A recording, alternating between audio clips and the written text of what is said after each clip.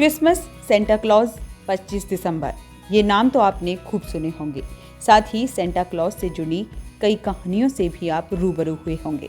कौन है सेंटा, कहाँ से आते हैं, क्यों इतने सारे गिफ्ट लाते हैं और आधी रात को आने का क्या कारण है?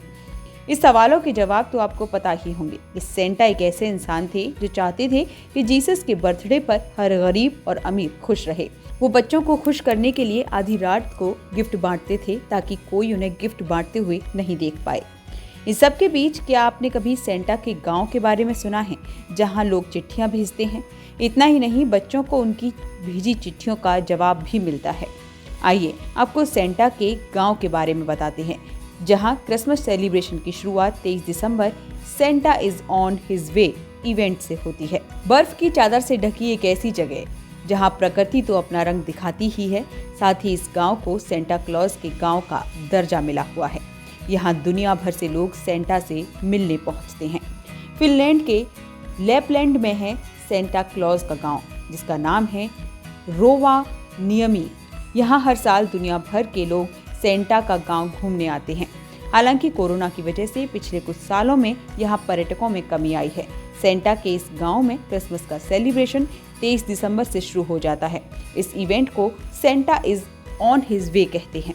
इस दिन सेंटा क्लॉज रेनडियर वाली अपनी स्लेज के जरिए लोगों से मिलने के लिए निकल पड़ते हैं। कैसा है सेंटा का गांव? फिनलैंड की लोक कथाओं के मुताबिक 270 ईस्वी में सेंटा इसी क्षेत्र में जन्मी थी। यहाँ के रोवानियमी गांव में सेंटा क्लॉज जैसा सेंटा रहता है।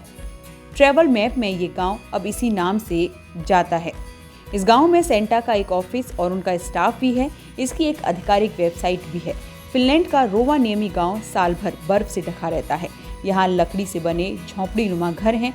इसके अलावा सेंटा क्लॉज का आधिकारिक तौर पर ऑफिस है, जहाँ साल भर दुनिया के हर कोने से चिट्ठियाँ पहुँचती हैं। इन चिट्ठियों को इकट्ठा करने के लिए एक टीम काम करती है, फिर इसे सेंटा तक पहुँचाया जाता है। यहाँ सफ़ेद दाढ़ी और लाल पोशाक में सेंटा रहते हैं। सेंटा के ऑफिस में सिर्फ चिट्ठियाँ और खिलौने। सेंटा के ऑफिस में जब आप अपनी नज़रें घुमाएंगे तो आपको दो चीज़ें दिखाई देंगी, बच्चों की चिट्ठियाँ और बहुत सारे गिफ्ट, जिसे सेंटा के लिए भेजा गया है। सेंटा इन चिट्ठियों को पढ़ने के साथ साथ इनके जवाब भी बच्चों को भेजते हैं।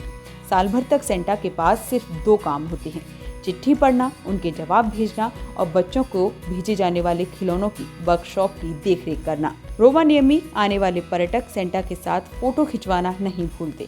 हालांकि फोटो खींचने का काम इनके ऑफिस के कर्मचारी ही करते हैं। सेंटा के घर में जाने के लिए किसी से भी कोई चार्ज नहीं लिया जाता, लेकिन फोटो खिंचवाने के लिए चार्ज देना पड़ता है। दुनिया भर के बच्चों को भेजे जाते हैं खिलौने।